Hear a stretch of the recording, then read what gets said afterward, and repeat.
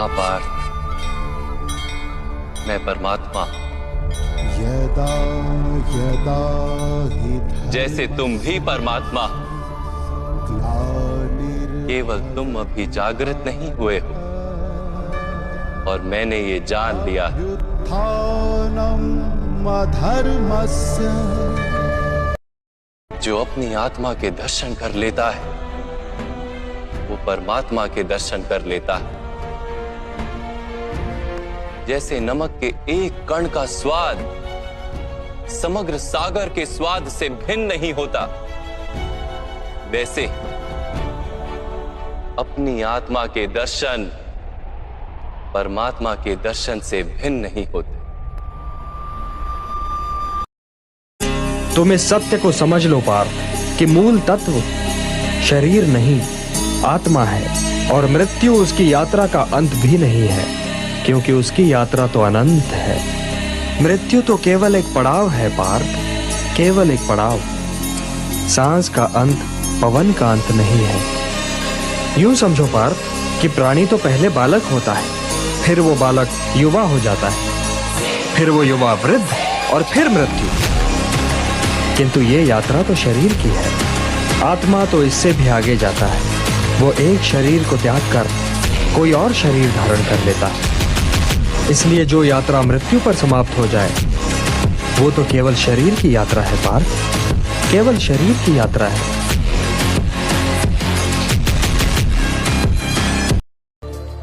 पहले आत्मा के विषय में जानिए। आत्मा परमात्मा का अंश है जो परमात्मा से अलग होकर इस मायावी संसार में जन्म लेती है और उसकी यात्रा जन्मों जन्मों तक चलती रहती है। 52 अरब वर्ष और 84 लाख योनियों में जन्म लेने के उपरांत इस आत्मा को मनुष्य शरीर में जन्म लेने का सौभाग्य प्राप्त होता है। कितने वर्ष और कितनी योनियां? 52 अरब वर्ष और 84 लाख योनियां। अर्थात कीट पतंगों पशु पक्षी सभी योनियों में जन्म लेने के बाद मानव तन की प्राप्ति होती है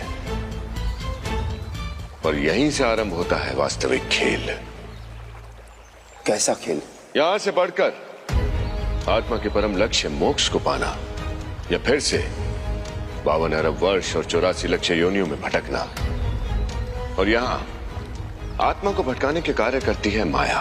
ये माया क्या है? माया विकार है। काम क्रोध मद मोह लोभ मत्सर, इन्हीं विकारों में उलझाती है माया और पुनः इसी आवागमन के चक्र में चला जाता है। इसीलिए हमें इस मानव जीवन का सदुपयोग करना चाहिए, क्योंकि मानव जन्म में ही व्यक्ति अपने कर्म करके कर्मों का फल पाता है और यदि व्यक्ति सत्कर्म करे तो परम ब्रह्म को पा सकता है और यही मार्ग है मोक्ष का।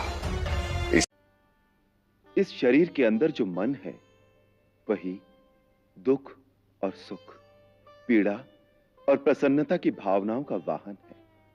और माया हर प्राणी की परीक्षा उसी मन के द्वारा लेती है।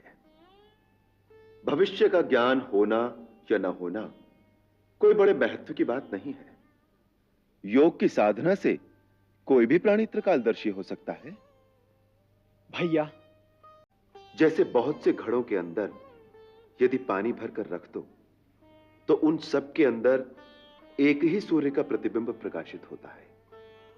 वही सूर्य बाहर आकाश में भी है और वही सूर्य प्रत्येक घट के अंदर भी है। जब ये जान जाओगे तो सारी दुविधा मिट जाएगी, फिर कोई प्रश्न नहीं रह जाएगा।